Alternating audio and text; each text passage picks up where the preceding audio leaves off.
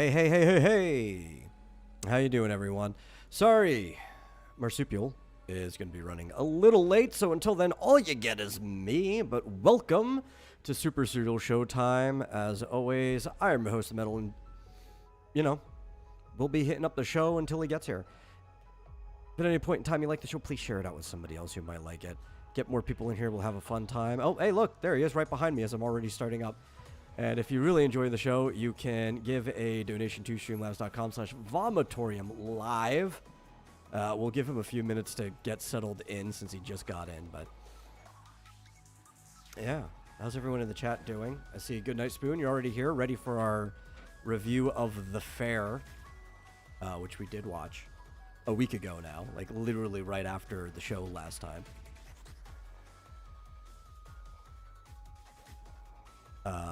What else we got on the docket? We've got we've been watching some different anime. I've got some news regarding webcomics, but so there's a lot to talk about. Where's Marsupial? Well, Fischoso, I don't know if you're looking at my screen or if you literally just came in this exact second, but he did just walk behind me. He will be here in like a minute. He just pulled in.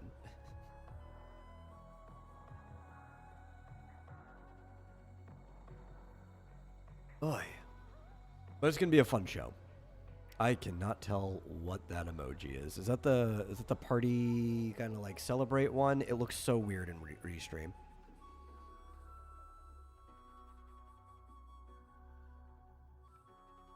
Yeah. But while we wait for him, what have you guys been watching? Are you guys enjoying anything lately?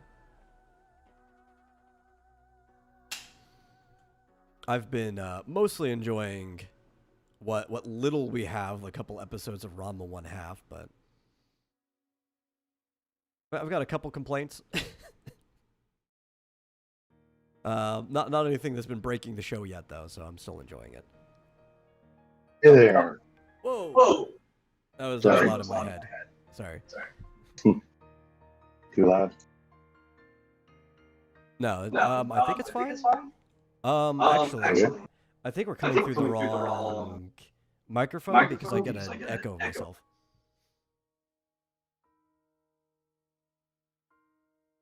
Checking. Yeah, I don't know. There we go. How's that? Better? Okay. Yeah. There we go. I'm not hearing an echo anymore, and you sound appropriate. Good. I'm better now.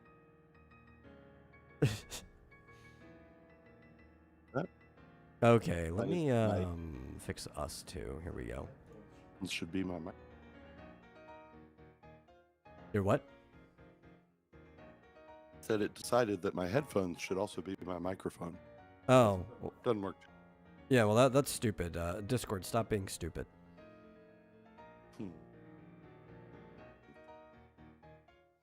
Especially since, like, I never turned my microphone off anymore. It was hooked up through my, I don't know, the little hardware thing. Oh, like your little phantom power mixer? The mixer? Yeah. Oh, you know why? I bet Windows 11? Screwy. Yeah, I upgraded my computer to. Hopefully that'll fix the network. Yeah, hopefully. Anything that a operating upgrade does, computer work better. Of course. Hopefully. Though, I mean, that's kind of hasn't been the case since Windows XP, but it's kind of been a roller coaster. But well, I figured since the network issues made it so I figured it couldn't get any worse. So why not? Yeah. So far, so good. Okay. Well, we're glad you're here. How you doing? Great. Yeah, I was Konosuba on the way here. Yeah, because I've been showing Marsupial Konosuba. Very funny show. Really ridiculous and out there. Which we might talk about that in a little bit. I think, though, because this has been a viewer request, that we should actually start with the fair. Absolutely. Okay. So. Actually, I guess I'll read Goodnight Spoon's comment because I did ask what everybody else has been watching. He said he's been watching Agatha all along, Rob Zombie's Halloween 1 and 2, which my condolences, Last House on the Left, Beetlejuice, Lord of Illusions, Ad Astra, Godzilla, Terrified, Glass, Itchy the Killer, and Lake Mungo. I Terrifier. What was it? It was supposed to, Terrifier was it? Okay. Yeah. The one with the clown. Got it. Terrified sounds like it would probably be a more fun movie, but Oh. And Fischoso has seen the first 2 episodes of Penguin. Also, my condolences. Yeah, I don't think I'm gonna be watching. Oh, I'm definitely not. I mean, I guess that last Batman movie did okay, but I hated it personally. Oh, yeah, like, the problem is I don't even care if the Penguin is good. Like, the show, it could be written well. It could be a good crime drama. It could even be somehow on the tier of The Sopranos. But the way that movie was, you couldn't pay me to be interested into that Batman world, right? In fact, I'm so negatively interested, I don't want to watch something even if it's good. Yeah, none of the characters in that movie seemed interesting to me. Least of all the Penguin. Yeah. And apparently, all the movies Goodnight Spoon watched sucked, except for the one where Brad Pitt gets attacked by a space baboon. But he also didn't pay attention to any of them. So it's really hard to tell if something sucks if you don't pay attention to it. But it could also be that it's so boring that you couldn't pay attention if you tried, in which that would be a statement saying that it sucks. I watched a Brad Pitt movie over the weekend. Which one? Called Spy Game. Oh, yeah, you were talking about that, yeah. And I've heard, I mean, it came out in 2001, I believe. And I'd heard that it was really good, but I just never got around to seeing it. It was fine. It was good, I suppose. It was more of a Robert Redford movie. Mm. Brad Pitt was in it, but he definitely wasn't the protagonist. He was in jail the whole movie. Wow. Well, I mean, most of it was flashbacks, so he was part of the story, but yeah, it's pretty good. All right. So recommend. It happened. Well, I think it was on Netflix, so yeah, you have Netflix. Yeah, I think one of the benefits of having a streaming service, as opposed to having to go to the movie theater, is you're already paying for the service. So if something's not like the most spectacular thing ever, it's still a lot easier to recommend it to somebody. It's like, well, I already have the service. Yeah, or it might have been on Max. I don't. It's on one of them. Yeah. Intriguing. It says it's a spy thriller, as you expect. I don't know, it's hard to get me into spy thrillers. There's been some like really, really good ones, but I think I've just seen so many mediocre ones. It's kind of like maybe we're due for some good ones to come back. But it was around the time of oh my god, what was it? Mr. and Mrs. Smith, I think, was when I was just burnt out on spy thrillers. Well, this one was a serious one. I mean, that I guess was semi-serious. Mm. This was just, this was intriguing, and it wasn't like over the top like the Bourne Identity, like where everyone, beat everybody up with problems, superhuman. Mhm. precognition or whatever it is. Jason Burnett. But and I mean, in fact, he gets the shit beat out of him right at the beginning of the movie.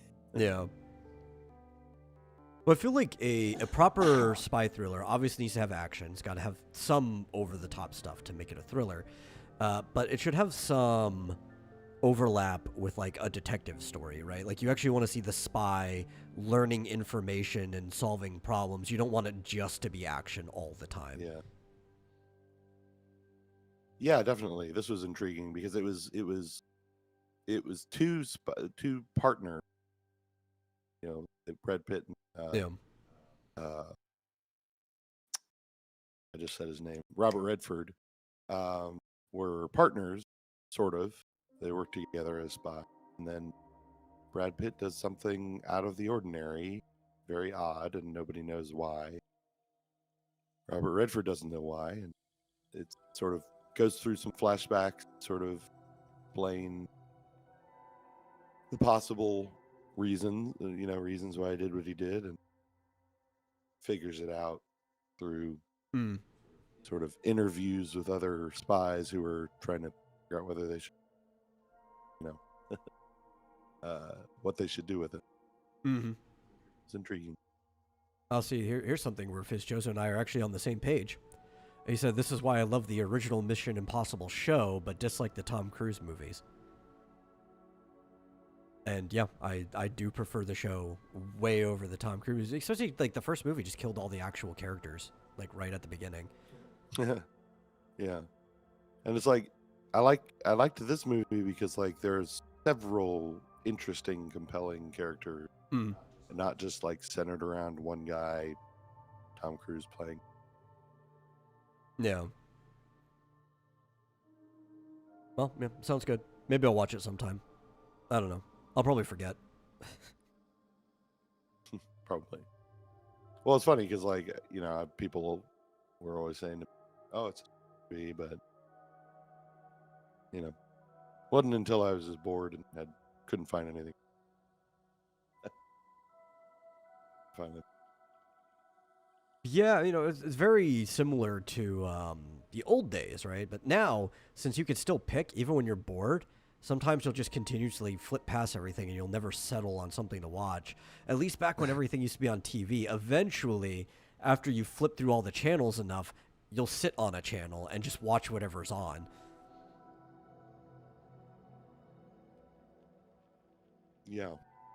Whereas now you just start playing a video game. Yeah. No, I think I also used to do that. Yeah. Nothing. Yeah. So, the fair. Like I said before, this was a request for us to watch by viewer Goodnight Spoon, who's here in the chat today. What service was it? Was it on Max or Netflix that we watched it on? Neither. It was on Tubi. Tubi. Oh, that's right. We watched it with ads. I remember there were commercial breaks that just kept popping up. Yeah. So if you want to watch it, if you like our review of it, if it sounds good, you could just go and watch it for free. If you have access to any service like a Roku or Smart TV that happens to have Tubi, I think you could probably even watch Tubi stuff on your computer if you wanted to. Yeah, and if you watch it on your computer, you might even have an ad blocker that works. Maybe. It depends how they interject We their watched- ads in. Yeah, we watched it on the TV. And Why not watch it on Prime? It was available on Prime? I don't know. I was relying on Marsupial. He was the one doing the surfing. Oh. Was it? Sorry. Yeah, we could have watched it without ads.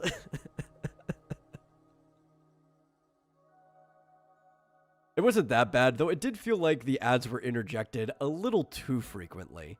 I think I probably would have been happier with less frequent, longer ad breaks. I don't think it was the number of ads. I think it was just how often they were happening.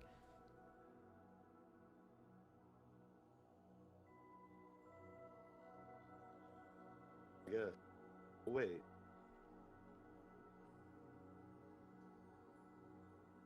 Oh well. It is what it is. Should have specified. Yeah. But The basic premise of it is, which I don't know. We're gonna spoil it. I don't know if we could properly review this without eventually spoiling it. I don't think it was good enough to worry about that. Yeah. Okay. Anyway, No so offense. it starts off with a cab driver who is just kind of driving along this dark, soon to be stormy road in the middle of the night. And he's like listening to a conspiracy theory, like radio station or whatever. And he picks up a fare, right? And his job is to pick this girl up in the middle of nowhere. And they have kind of a good time until they hit this shocking, like, thunderstorm, the lightning storm. And she just disappears, and he resets his fare counter, the actual thing that tells you how much you owe, and it loops back, and he is back to the beginning where he picks up the girl again, and it does this for a while, and that's kind of like the main premise, at least for the first half of the movie almost, where you're just in this time loop.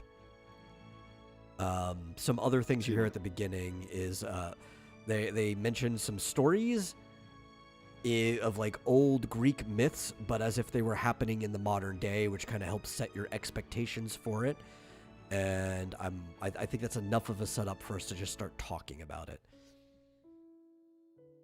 Yeah. Well, it was clearly a low budget film. Very low Really budget. only yeah. one set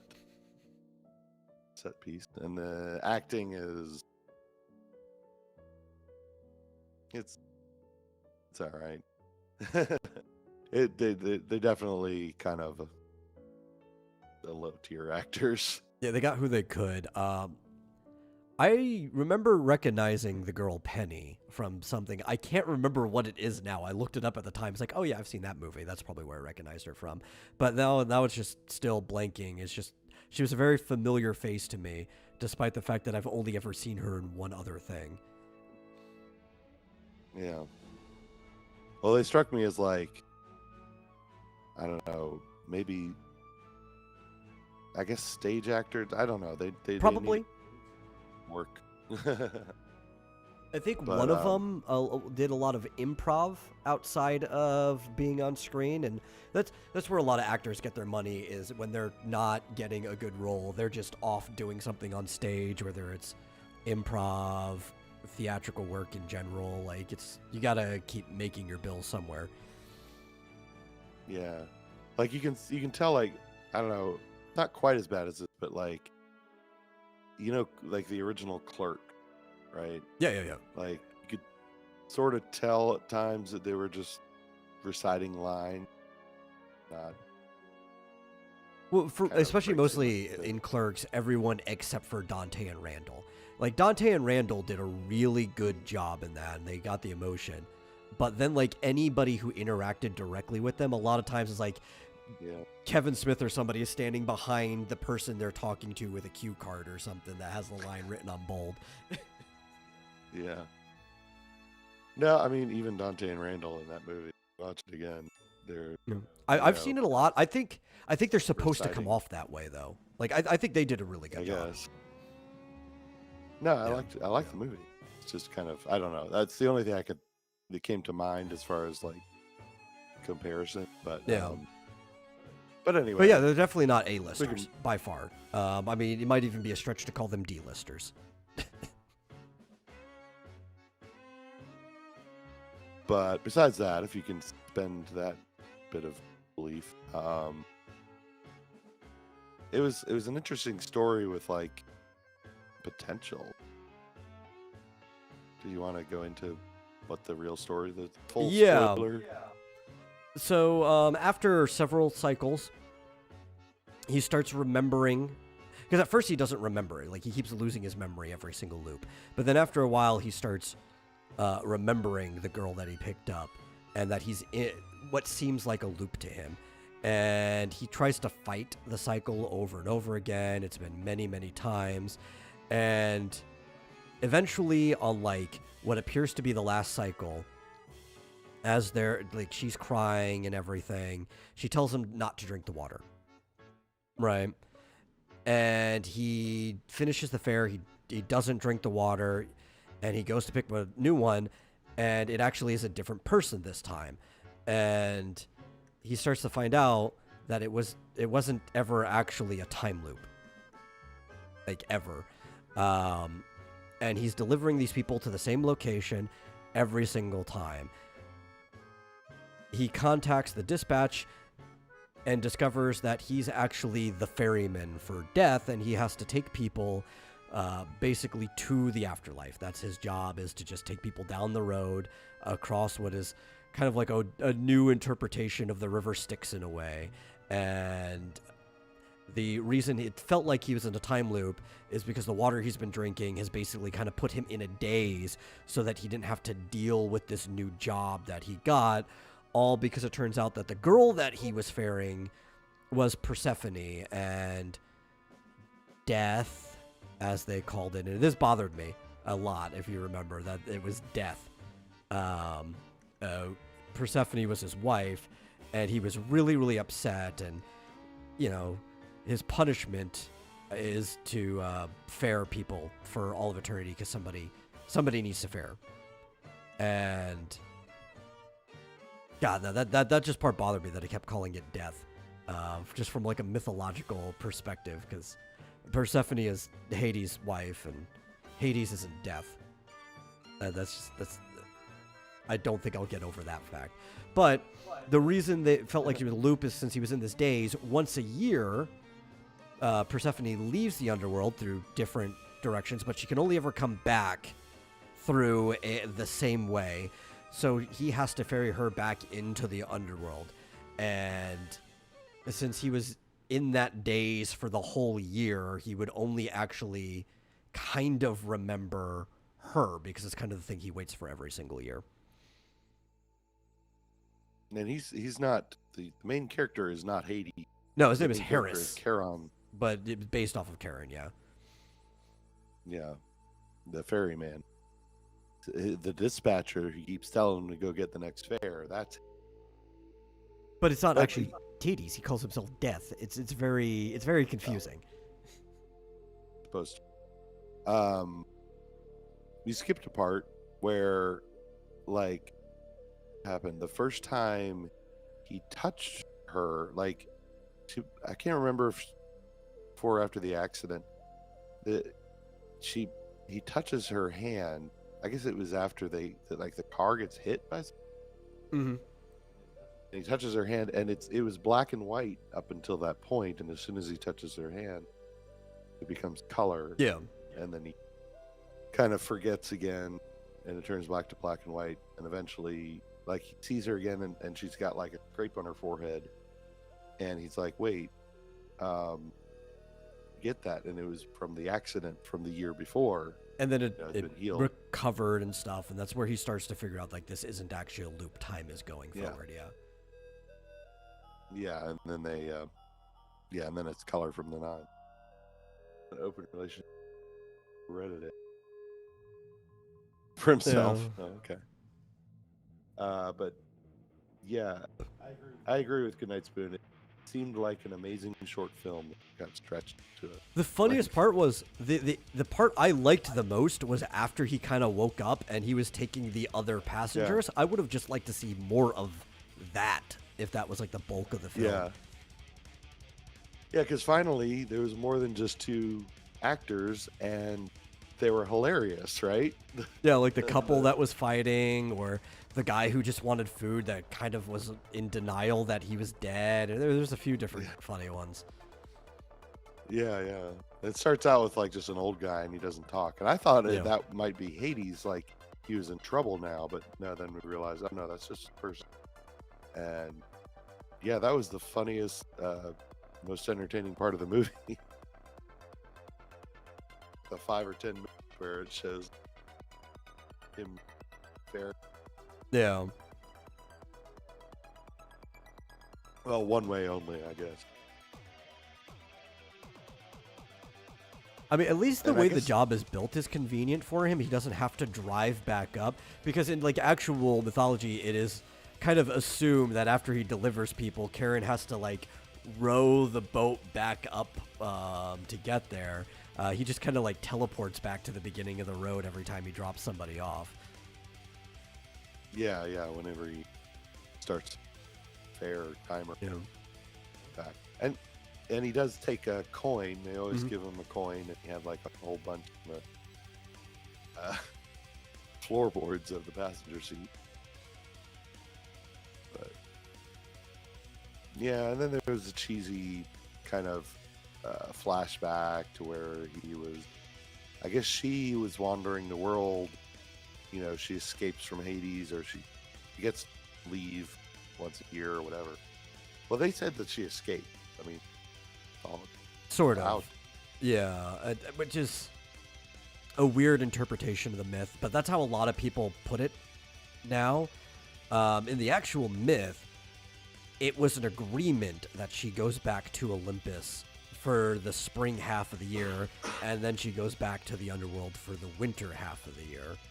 But they were going off of this kind of like almost propagandized version. I think this is the Homer version of the myth, where she was almost like kidnapped to the underworld and is there against her will. If you go to like the Hesiod version, she kind of like eloped, sort of. They had permission from Zeus, just not her mother, with Hades, and then Demeter got like really pissed off from that and just started like withering all of the fields everywhere until she got her daughter back, and that's where we get the split between spring and winter from.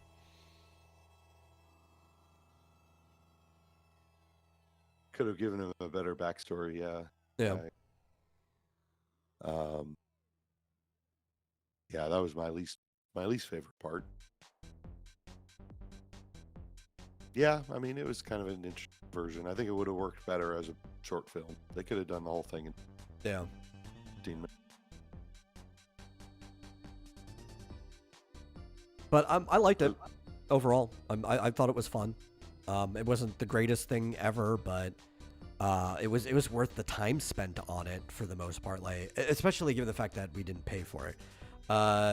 Would I have complained more if we bought movie tickets and went to a theater to watch this? Maybe. I probably would have wanted like half the price of the movie ticket back. But for something that we're just watching on TV, for either free or if you already have a service that's on like Prime, I think it was worth the watch.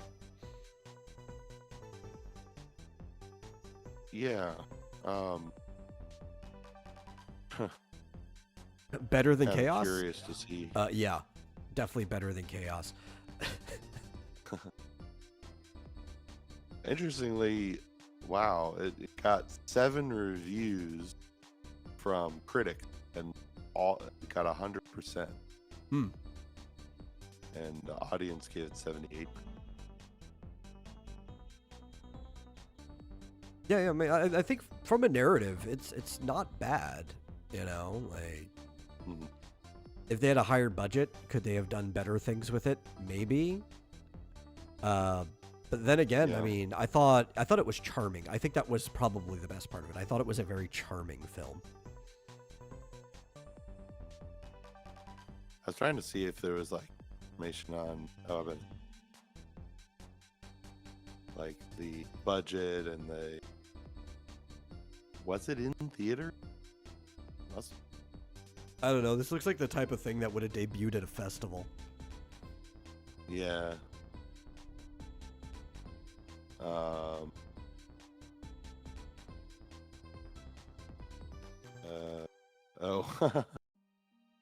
Says the Wikipedia says the filmmaker said her inspiration for the fair came to me in the form of an email from our director. He sent me an article about how cab drivers near the Japanese Fukushima nuclear power plant accident were reporting phantom fares. Yeah. That sounds like it would have been a more interesting movie.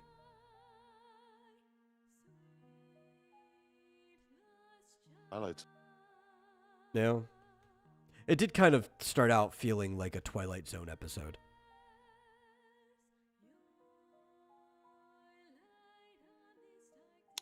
Yeah, I don't. Oh no. I was trying to figure out date. Oh, December 9th, 2018, Other Worlds Film.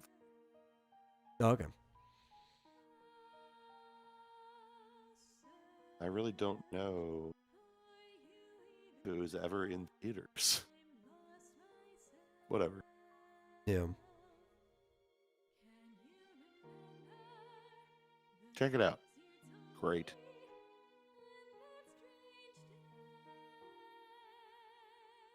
You know, I'm It actually is. bashing it in that regard, but now that I think about it, if I did pay to go see this in theaters, I actually probably would have liked it more because there is also, like, I forget the level of investment that your mind tricks you into when you pay for something. Hmm. Oh, I don't think it was released at all. Yeah. Um,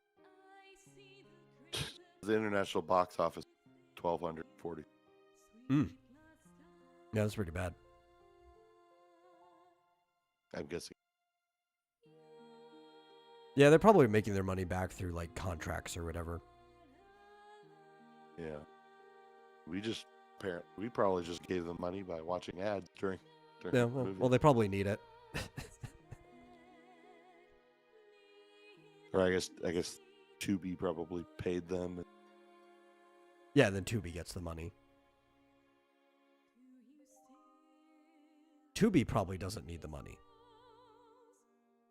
They probably get plenty of people Yeah. watching their ads.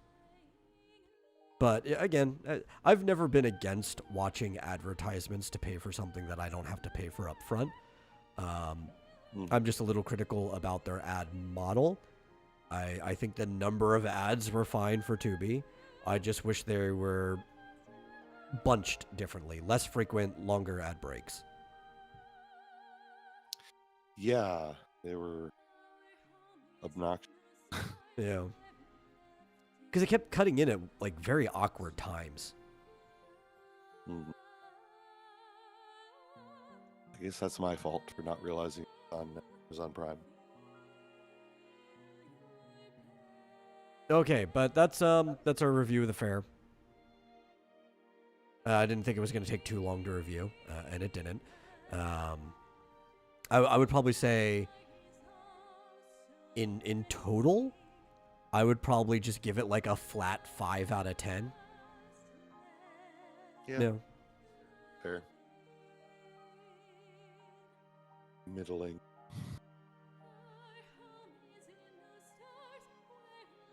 But yeah. So, other things that we've that's been going on. Let me think. Better or worse than your last recommendation? I don't even remember what your last recommendation was, unless you're talking about Vast of Night. But I still haven't watched Vast of Night, so I can't compare to see if it's better or worse than your last recommendation.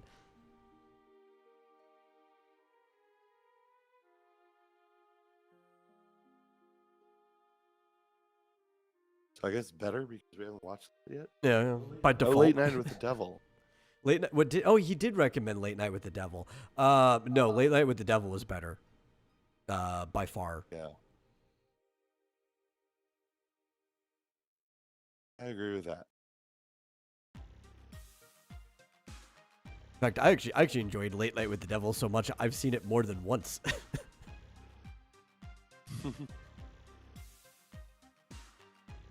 Really? Yeah. Yeah. That was the one and only time I've seen it.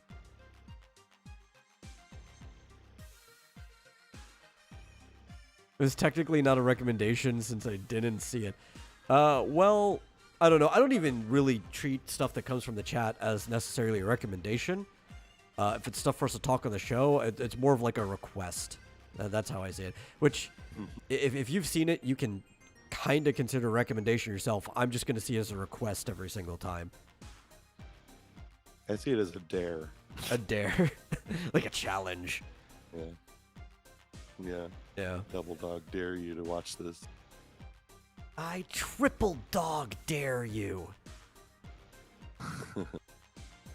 Oh no. He skipped right past the triple dare to the triple dog dare. There's no way Schwartz can live this down.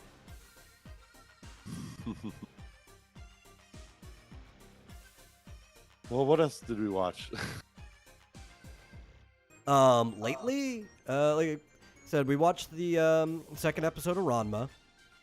Though there's still not really much to talk on, other than the fact that like I obviously know where it's going. I've seen the original series and read the manga so many times, but the way they're pacing it, we're just not going to get anywhere fast for a couple episodes because the first few episodes are just going to be introducing characters, and this last one was when they introduced the knucklehead that will be recurring pretty much every time they go to school, Tatewaki Kuno. And it was basically just the episode where Ranma goes to school for the first time. He realizes why Akane hates boys, and it's because Tatewaki Kuno has told every single boy in the class that they have to try to beat Akane in a fight, because only the person who can take Akane down has the right to date her. So every single day she fights every boy before she gets to go into school. And now Ranma's involved in that mix. And Kuno's upset because, well, he found out that Akane and Ranma are engaged, and he can't stand for that. And in the middle of their fight, Ranma became a girl when Kuno wasn't watching, and Kuno's an idiot, so he's not ever going to put two and two together that the boy and girl Ranma are the same person, and now he's in love with the girl Ranma. That's the gist of the episode. That's where they left us off. It's about the same as the second episode of the original series. Well, I liked it better than the first episode. Well, yeah, because this one gets more into the actual pacing of the show. The first one is a character introduction to the family, the household that you're going to deal with. This one introduces you to the setting and some of the other characters and stuff that are happening, and actually kind of gives you like a beat for beat what each episode is going to play out like.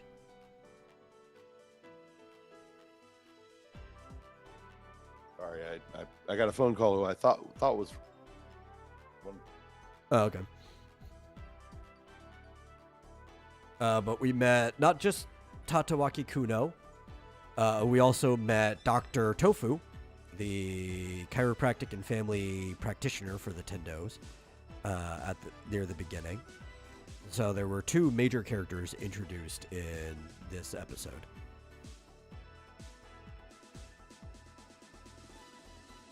Yeah, well, you know, you got to see Ranma sort of interacting with other people, and like, what's he gonna do when he gets wet? You know, accidentally changes gender, and it's like I imagine it's gonna be more of what we saw, which was basically conveniently being far away, or Oh, no, managing it to gets hide. more and more inconvenient the further you get into the show. Actually, eventually, and this is about like halfway through the manga, maybe a little more than half. It might be closer to 2/3. But there is an arc called Love as a Cheerleader. And Genma just comes up and shows the whole school that Ranma can change. He just like blows the covers, like, we're done with this. Because that's the only way he could win his match is by blowing his cover. He would have lost otherwise. It's like your honor as a representative of the Anything Goes School of Martial Arts matters more than your honor as a man in this regard. But still, that's like 20-something chapters in, and that's going to be several seasons in before that happens. So they're trying to basically keep Ranma's cover from most people for the majority of the series. Why does that cause him to lose a match? Oh, it's just because of the nature of the match. It'll make more sense later. Because it has to do with cheerleading. Oh.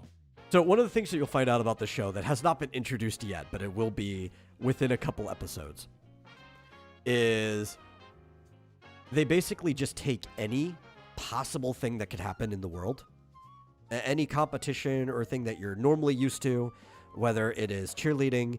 Actually, in this season, there will be figure skating involved, and they will turn it into a martial arts competition. This season does have a martial arts figure skating battle between two couples, but they'll also have like martial arts, fast food, takeout, delivery, relay races, martial arts, three-legged races, martial arts this, martial arts that. There's just any random thing will be turned into a martial arts competition. And this is a series that is constantly throwing you curveballs all the time because nothing has to make sense.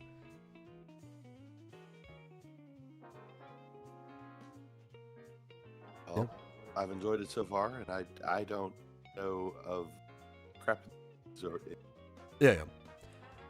between the original and this one, or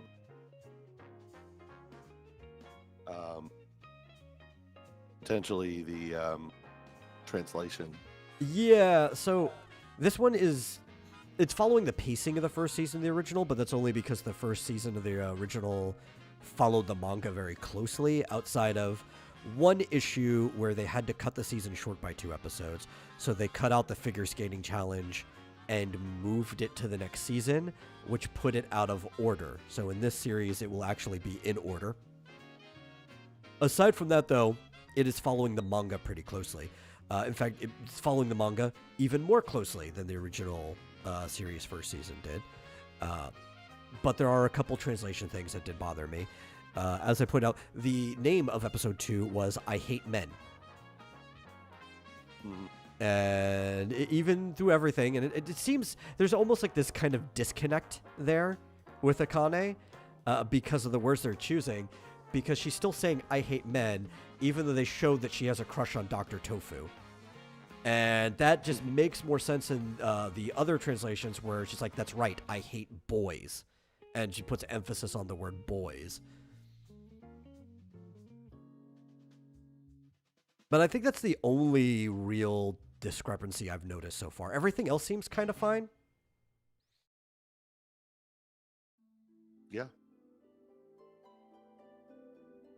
And that and the lack of nipples. Yeah, but that was, again, the compromise that needed to happen because they have to have full nudity in the series. You can't have it without it. So there's a chapter later called the Bathhouse Battle that would be basically impossible to adapt if you didn't have full nudity. And even though the original series, like 47% filler, they even adapted that one. And it's not just that. There's a few other times where Ranma's just basically naked or at least walking around topless because a guy wouldn't care. And you just would not be able to adapt the show accurately if you couldn't do that. And if that meant not drawing the nipples, then okay. The show's not about sexuality for the most part. Though there is a pervert who shows up later. But for the most part, it's not actually about that. So it doesn't matter that there's no nipples. It's not important to the series. Yeah. So when he changes into a girl, mind doesn't change at all? It's kind of weird that it doesn't. Especially because, like, if that did happen in real life, biologically, you would just have a woman's brain in there and hormones and everything, right? If that even could happen in real life. But yeah, I don't know. I mean, well, I can explain even more why it's weirder, right? Because there are other characters later who, when they change into whatever their thing is, their personality changes as well. And it almost seems to be kind of a dig at Ranma that his personality doesn't actually change when he becomes a girl because he's already kind of too girly to begin with. Oh, okay. Same with, like, Genma. His personality doesn't change when he's a panda because he's already kind of like a lazy guy who's always trying to cut corners anyway, so his personality kind of just matches that he's a panda. Yeah. Yeah. Well, I don't know. I can't remember anything in particular, Yeah. but I remember thinking that he was acting like a girl in one or two scenes. Oh, wait. Did he change? Or? Yeah, there's he does come off as a little feminine, but Yeah. if you pay attention to some of the ways that he acts as a guy, it almost feels that way too some. Like when he was embarrassed to be a guy, like, I'm Ranma in the first episode. He was kind of meek in that moment. So it's like his personality is kind of roughly the same no matter which form. And he doesn't like to admit that either. He's got that kind of sometimes macho bravado of like, hey, no, I'm not a girl.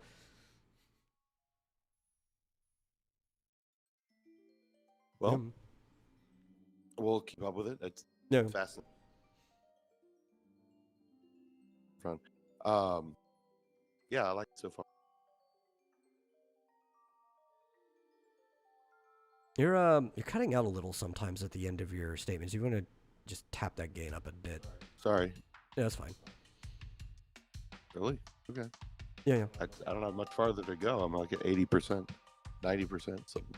Yeah, you're fine right now. Okay. But yeah.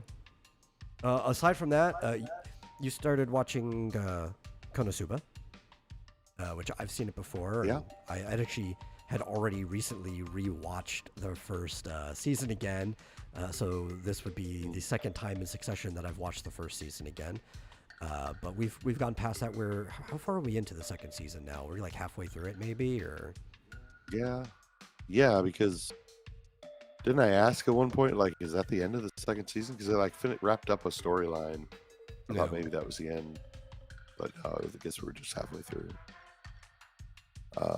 It's very Japanese, I must say. Just with the always being embarrassed and never straightforward, and like everyone is seemingly a virgin, and yet sort of raunchy, but like in a, I don't know, very childish way. It's just, it strikes me as very Japanese. Yeah. So the premise of Konosuba, for people who've never watched it, I believe it came out 2015 or 16, somewhere around there. I think maybe it's older than that. But Konosuba is an isekai that came out during the height of the popularity of isekai, where like they were all booming everywhere, and the author, if you've read anything from it, is kind of just making fun of the isekai genre because thought the isekai genre was a little silly. And it follows this guy named Kazuma, who was a shut-in NEET, as some of these protagonists tend to be, who left his house one day to pick up a new like limited edition version of a game that comes with like figures and all the other art books and stuff that come in it. And on his way home, he thought a girl was going to be ran over, so he goes and selflessly pushes her out of the way and dies in the process, only to find out that it was actually just a tractor. It would have stopped before it hit her, and he died embarrassingly of a heart attack while pissing his pants, not realizing it was a tractor. So already you're getting subversion, that there's no respect for this guy's death or anything. And he gets conned into going to a fantasy world because there is a demon lord, who is ravaging the world, and nobody wants to be reincarnated back into it. So they're like, hey, if you go to this world, you get to keep your body, you get to keep your memories, and we'll even give you something cool to help you fight the demon king, right? Yeah. And the whole time, the goddess is making fun of him, the way he died, not treating him with respect whatsoever, and he's getting like very spiteful towards her. So he's like, okay, I'll go. I'm taking you. And the goddess Aqua is freaking out because Heaven accepts the proposal, and she has to go to this world with him. And he shows up, and there's some things that are beneficial to him. He's got like some game knowledge. It helps them start out. But he quickly finds out that he is a loser with no abilities who has to start at effectively level 1 in a world that doesn't take him seriously, and it kind of sucks. And every time things get better in this world, it still sucks. He just keeps like regressing back. Nothing ever happens that's good or stays good anyway. Yeah. And of course, being, the lowest on the totem pole, but he needs a party of adventurers. All he can find are these other losers who have some major flaw. Like all of them are advanced classes because it is very video gamey. There's like a guild system and everything, but that was also very common for isekai at the time. Aqua, being a goddess, is an archpriest, so she's like a high-level class, but she's useless outside of healing and doing some holy things.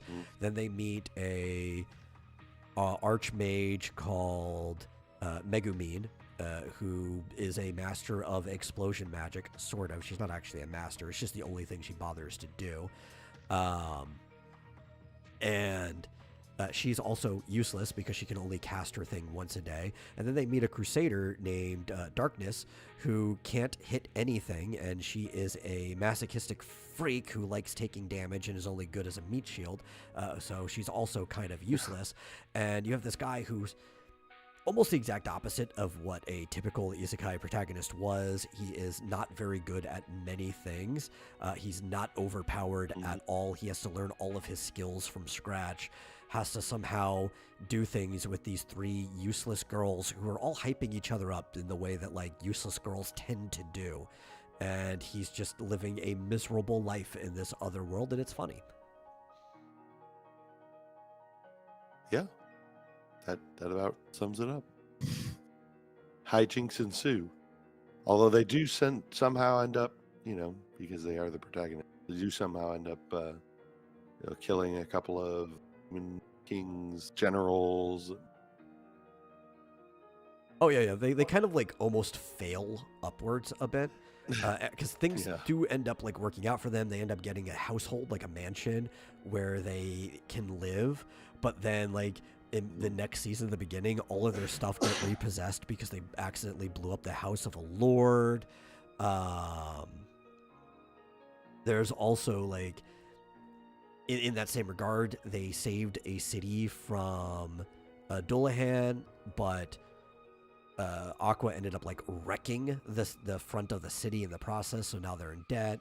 When they saved the city from the destroyer, that's how they blew up the Lord's house, by teleporting the core away. So every time they progress in some direction, something sets them back. And where we just left off, they actually ended up in the positive, right? They actually had their debt cleared. Yeah, finally. And they have like 40 million of whatever, but the name of the money is Eris. It was named after one of the local gods, an underling of Aqua. They have 40 million Eris, and if you're following the pacing of the show, you're kind of like sitting here impatiently waiting to find out what bad thing is going to end up happening to them next.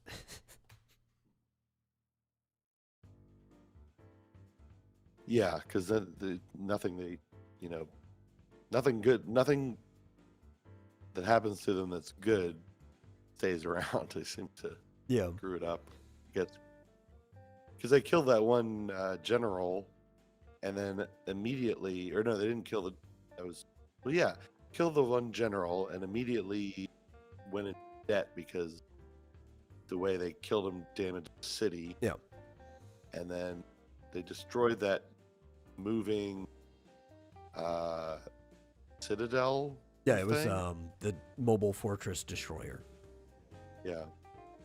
But then the way they killed that ended up destroying the mansion of a politician. So they ended up, the main character got arrested for treason. Yeah. I remember right before the destroyer episode, I turned to you, I was like, hey, you ever seen Wild Wild West? Yeah. Yeah, basically that. But it's funny because like there's all the characters, all the women have very interesting personalities. Yeah. That way. Because like the woman who arrested him, like when she starts to realize that he's not really a terrorist or whatever, like she starts getting really apologetic in a way that's very sexual. Yeah, until he crosses a line and makes fun of her for not having a boyfriend. Then she straightens right back up. It's weird. Yeah. And Darkness, of course, is definitely into BDSM. Oh, Darkness is my favorite character. Yeah. And like even getting humiliated and stuff like that, like turns her on. So yeah, she doesn't mind being a terrible fighter because she gets beaten up and turned on. Of course, I mean, she definitely wants to be a good fighter. I mean, she was like leaping for joy when all of those exploding little dolls were actually getting hit by her sword because they were leaping at her. She's like, I can hit something for once. Yeah. I'm useful. Yeah. And apparently she's like a juggernaut, like very, very difficult to even harm her. Yeah. I guess she's a typical tank character. But she's a tank. She's also resistant to holy magic. That was a big problem with it too, being the fact that she's a crusader. So effectively, she's a paladin class. But yeah, it doesn't help that she wants to take damage because she's into getting hurt. So it's like, you don't know if you're actually doing anything to her because she's getting off on it. Yeah, the one guy that like took over her body was like torturing her and causing her all this pain to Yeah. I guess to take over like permanently because she kept like taking back control. And he was like, wait, you're getting pleasure from this? Oh, yeah. She was like grossing him out the entire time.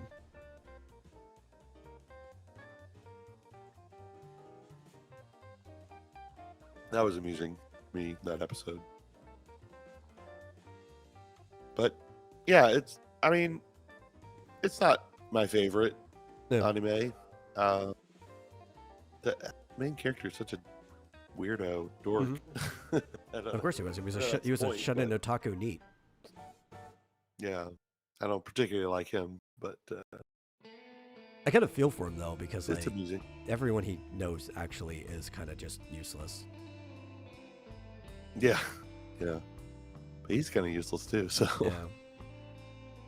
yeah, he's usually the one that actually thinks of the solution to the problem because the only thing he's got going for him he has slightly above average intelligence, which actually seems to be like a genius compared to the people in this world. And he's got like above average luck. Like he's got stupidly high luck.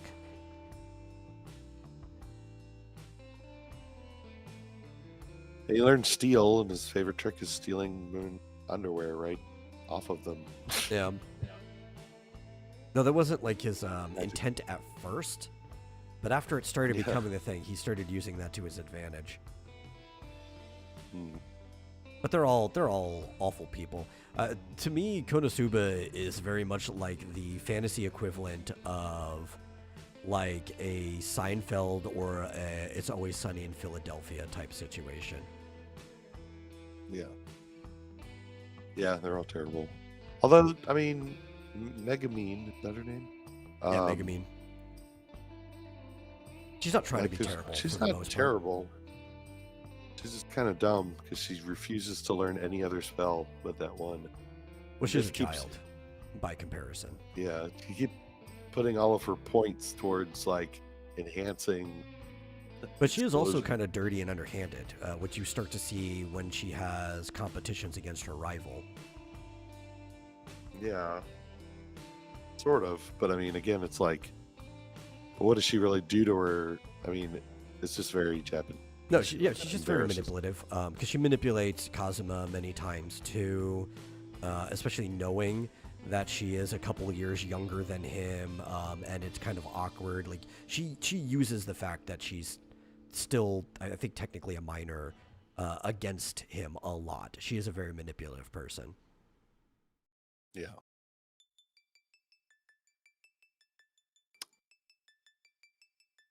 I want to go to that succubus store or whatever it is. Kind of like a club or whatever. Yeah. Where you don't actually even touch them. All that you do is they give you a dream. And everything's perfectly fine. It's just a dream,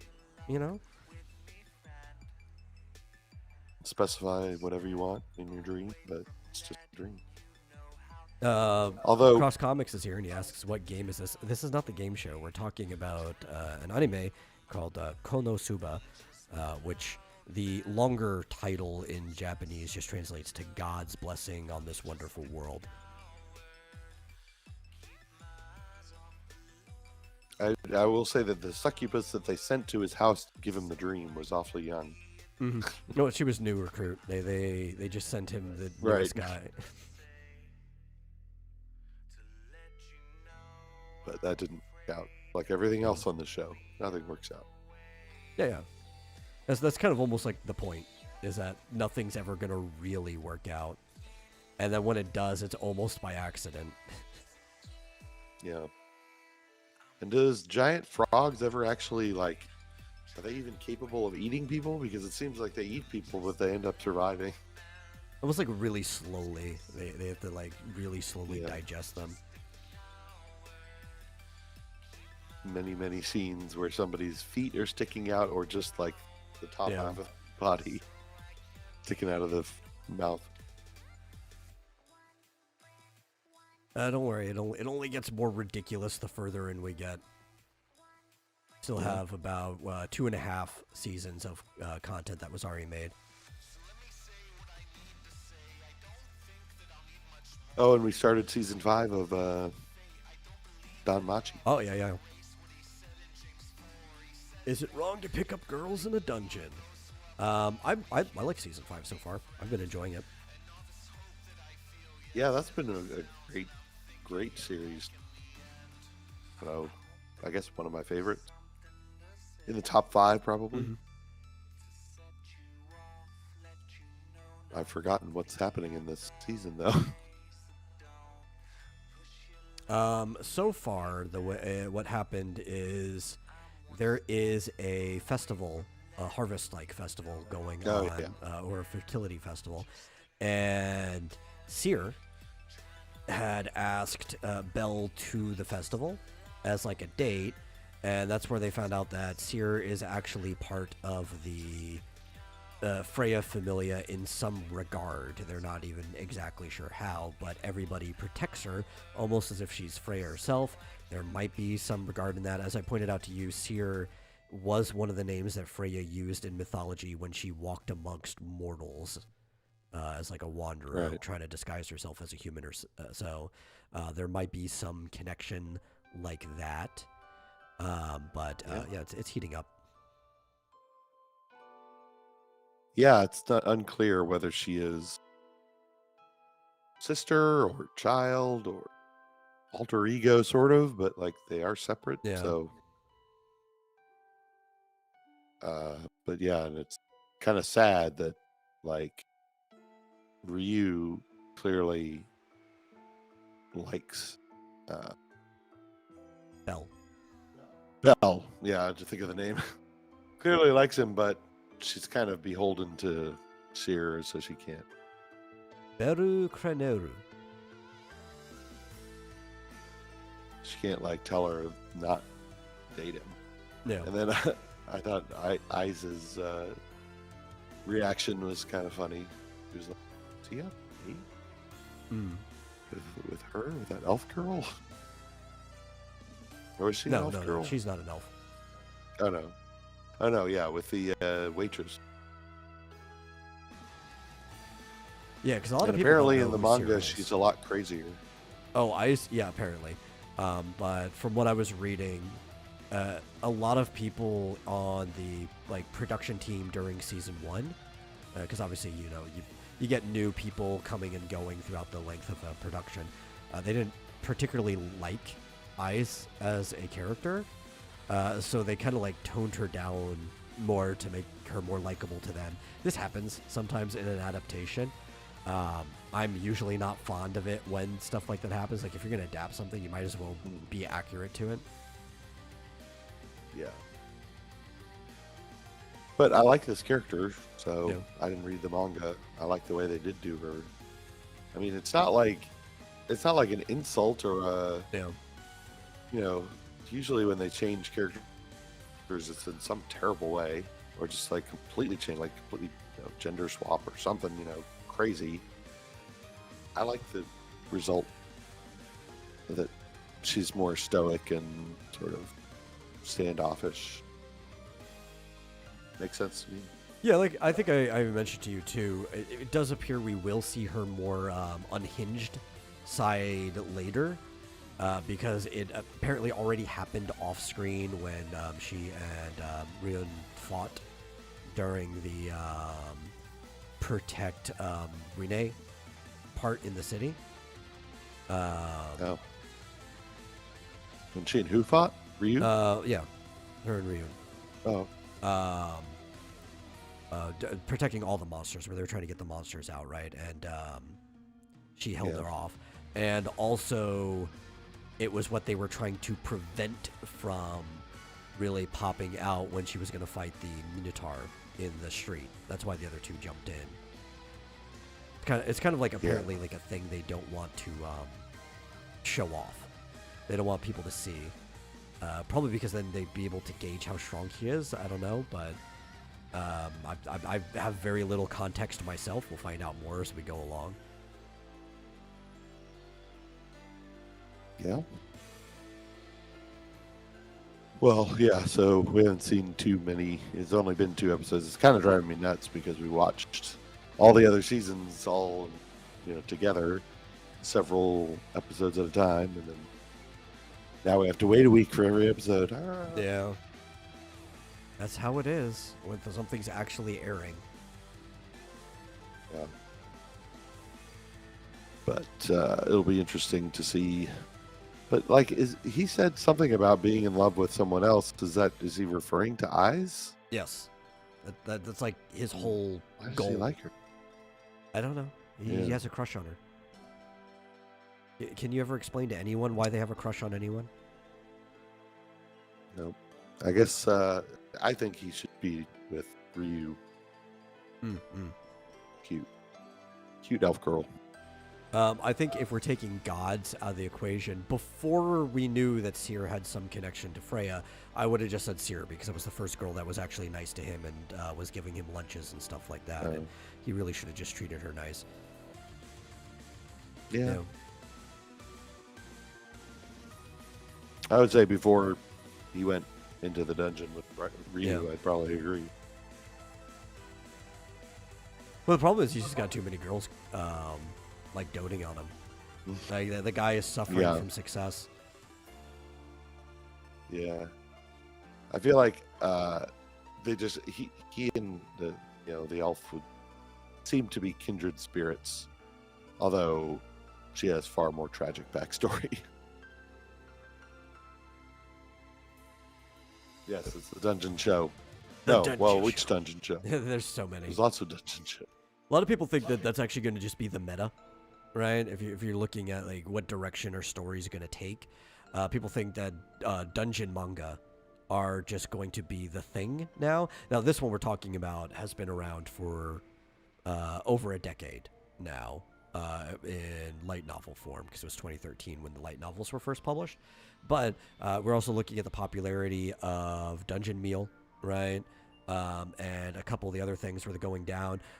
We think fantasy specifically centered around exploring dungeons is probably going to end up being like the manga meta for fantasy. Yeah. Yeah, we're talking about, is it wrong to pick up girls in a dungeon? Yeah.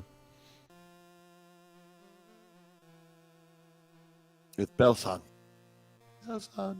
Which, I mean, as far as contemporary fantasy goes, ever since D&D really pushed out, dungeon crawling has kind of just been the method, and it's been coming around back and forth every so often, riding waves.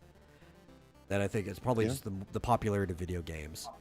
A lot of good video games and have you crawling dungeons, so of course people are going to want to write stories like that as well.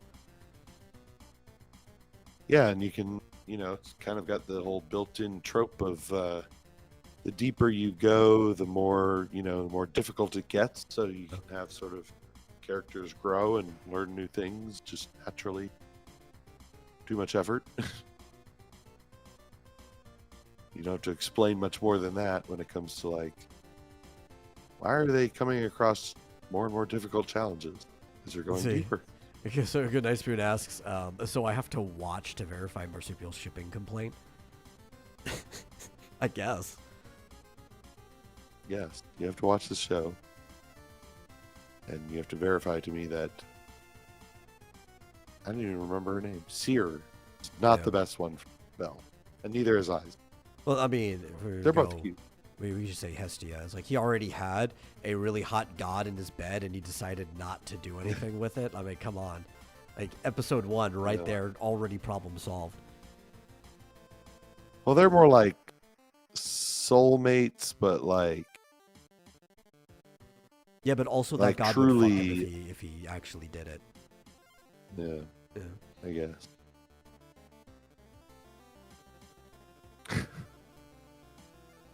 They're more like eternal soulmates. So Yeah. they don't have to get together every lifetime. I'm just saying, They'll- if I was in his position and I had Hestia in my bed already, I wouldn't have any problems, okay? Like, Well, this is the weird thing about these Yeah. Japanese Yeah. manga. That they're like so hesitant to do anything, and I'm like, okay, well, on the one hand, that's not what the show's about. Kind of funny that he's very clueless, but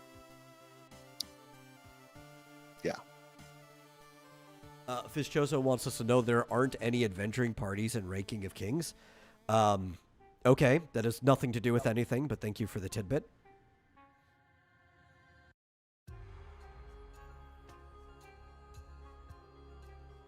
Unless you're just trying to How do say you you're spell pointing eyes? out eyes is AIS.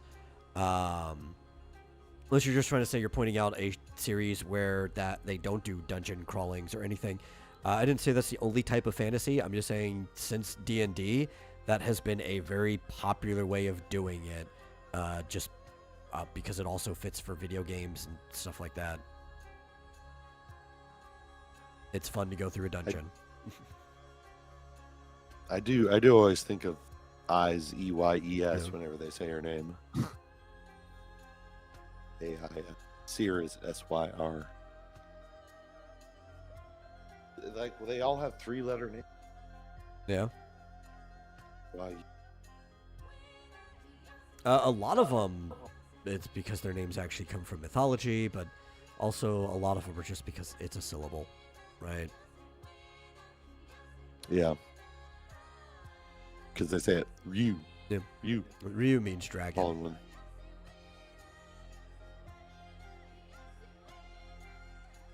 Ryu. Ugh.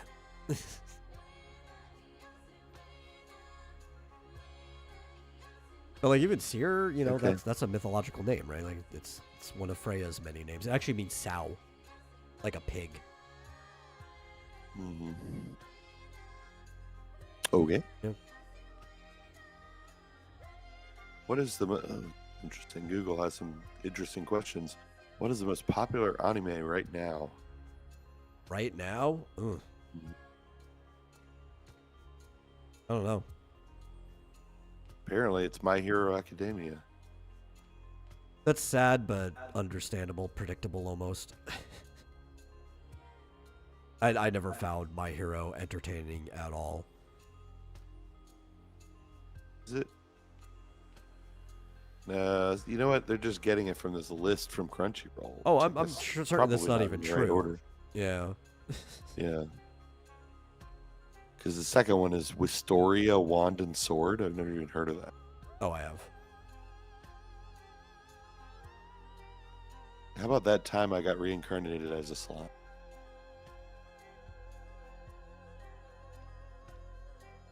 Have you watched that? No, I've not. I'm kind of somewhat familiar with it. One of the problems though is that, as far as I know, the gimmick of the name kind of stops being important to the show like after the first season, right before even the first season ends. And like, what's the point? What's the whole point of a show like that if the gimmick just stops being a thing by like the end of the first season?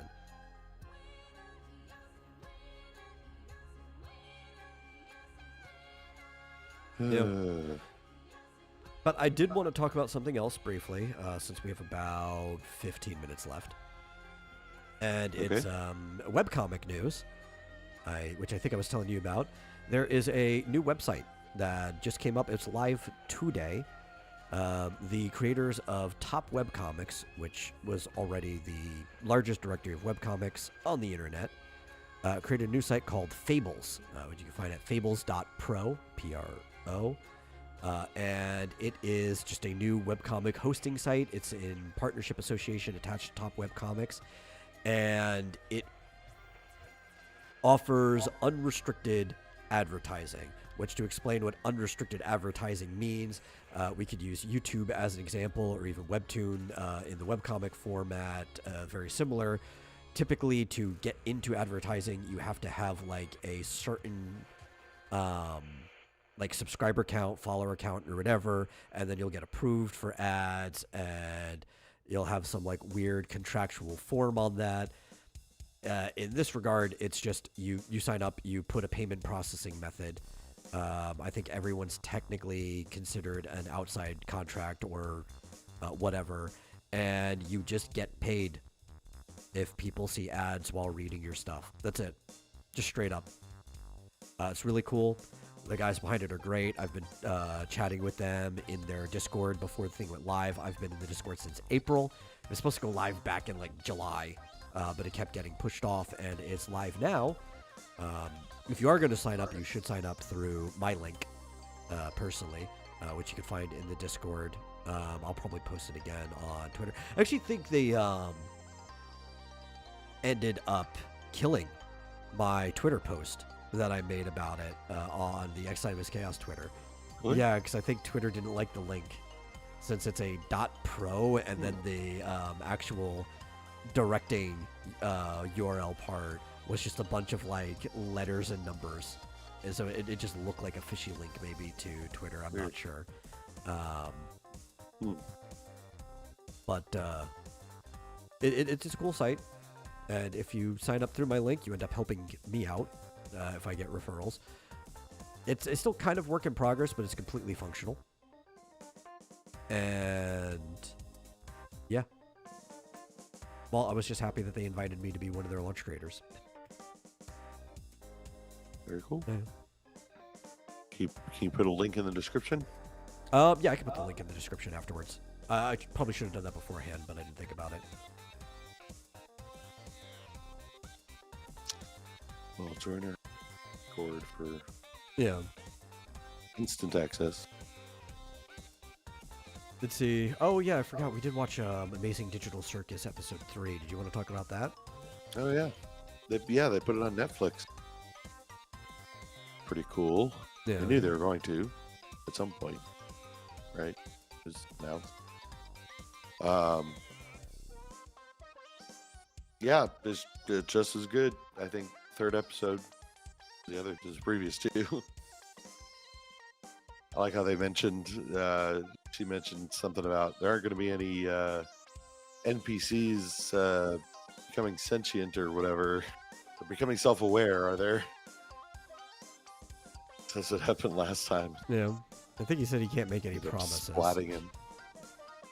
Yeah. I can't remember any of the characters' names, but Singer and Zubul. Who is Zubul? Zubal's the one that's like made up of different like Tinker Toy parts or whatever, I think. Oh, right, yeah. Didn't really learn more about Zubul, I think. But yeah, I didn't quite get why Kinger in that weird area became sane again. So they go into a certain area, and this guy's character, who's normally just crazy and zany, like becomes normal. Suddenly. We did mention it had to do with the darkness helped, which Yeah. I don't even know if we learned more about Kinger, quote unquote, because he said we learned more about Kinger and Zubul. I think we learned more about the world, like the Amazing Digital Circus itself, because even his wife, when she abstracted, she was kind of tame for a moment when they were in the dark in his flashback, which is why he spends most of his time inside that little like blanket fortress that he makes, right? Yeah. And there's some things we can almost glean from that information, right? Because the clown guy at the first episode didn't go wild until they opened the door and let light into his room, even though he had already abstracted. And all of the abstracted people get put into like in a dark abyss underneath the circus. And it might actually just be all the bright colors and everything going on in the circus that drives people mad and causes them to abstract in the first place, or something else along those lines.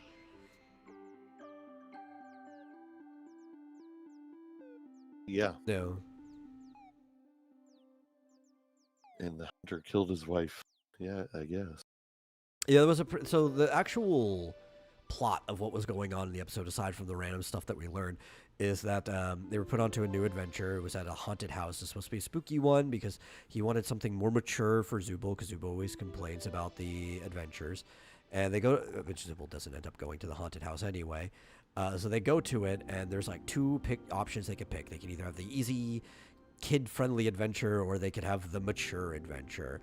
And I forget the mask ribbon person's name, but like her mask fell into the door or was it like jacks through it or something like that to the spooky door, and Kinger ends up going after the mask with Pomni still like attached to Kinger, so they end up in the actual mature spooky adventure, while the other ones just go off to the side for the kid-friendly adventure.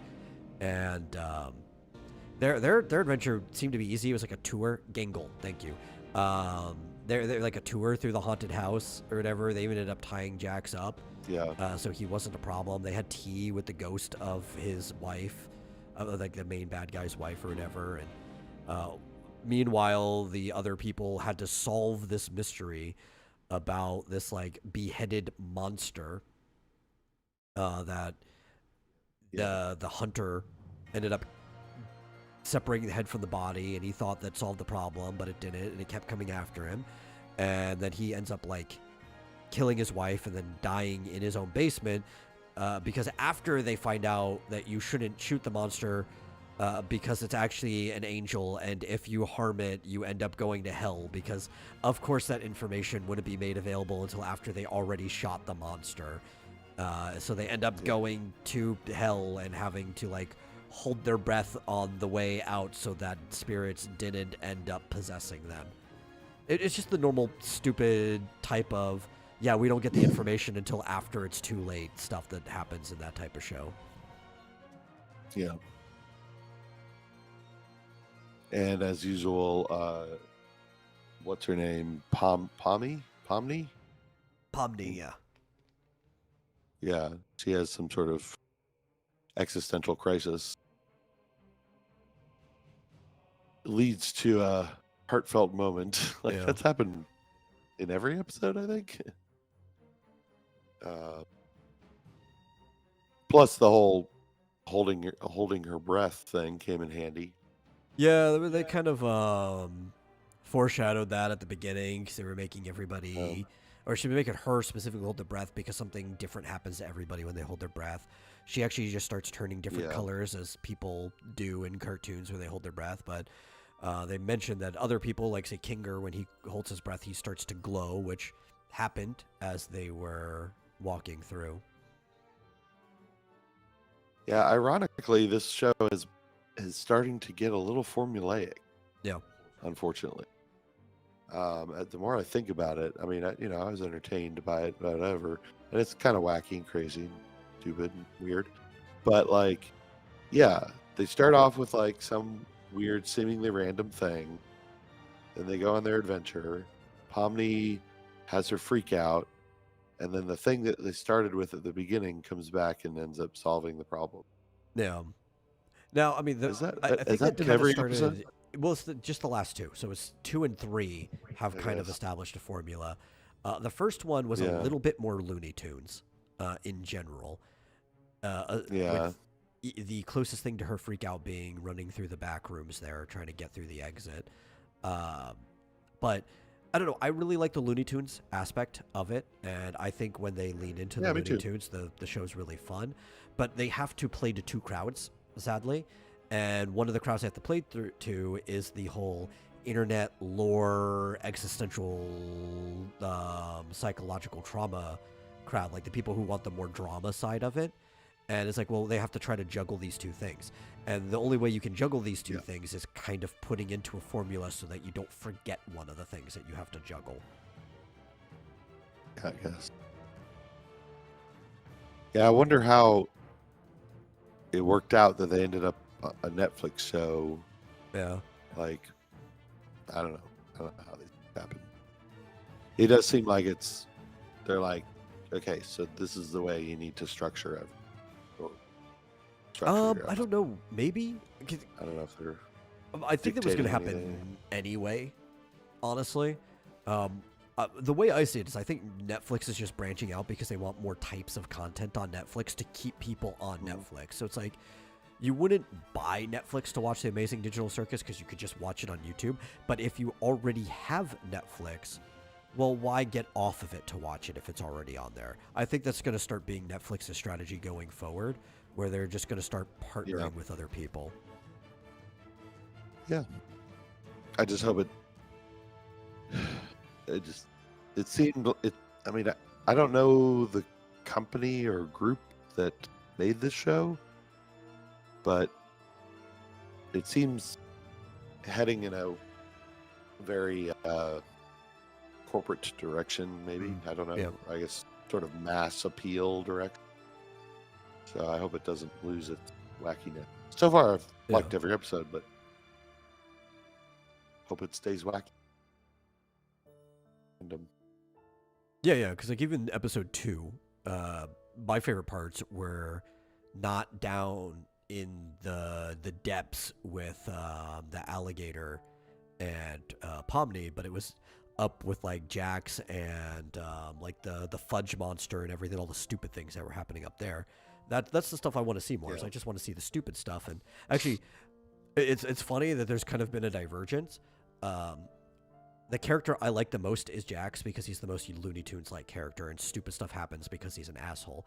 And a lot of people, that was their favorite character at first, but then a lot of the people on Twitter are realizing, oh, he's an asshole. It's like, yeah, okay.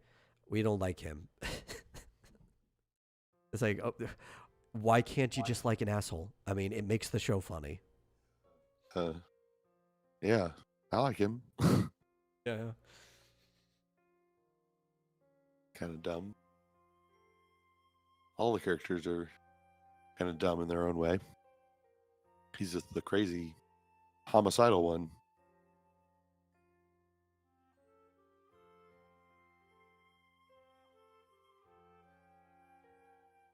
Yeah, that's I don't know, that's all I really think about it. I enjoyed the show. I'll probably watch the next one. But aside from the little bit of Gummy Goo lore, only. yeah, Gummy Goo, that was the alligator. Yeah.